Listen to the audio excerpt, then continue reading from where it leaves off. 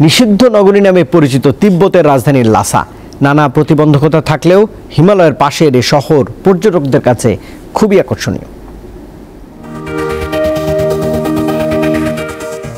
তিব্বতের রাজধানী লাসা, যা নিষিদ্ধ নগরী নামে বেশি পরিচিত।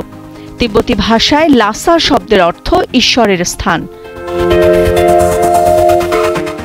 পৃথিবীর উচ্চতম শহরগুলোর একটি হলো লাসা। সত্যিই যেন ঈশ্বরের স্থান। সমুদ্রতল থেকে শহরটি প্রায় 11,450 ফুট উঁচুতে অবস্থিত।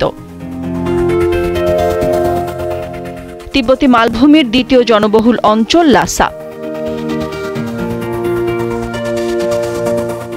হিমালয় পর্বতের পাশের এই শহরটি পর্যটকদের জন্য খুবই আকর্ষণীয় স্থান। দুর্গম পথ পাড়ি দিয়ে পর্যটকরা এখানে ভিড় করেন এর শৈল্পিক সৌন্দর্য উপভোগ করার জন্য।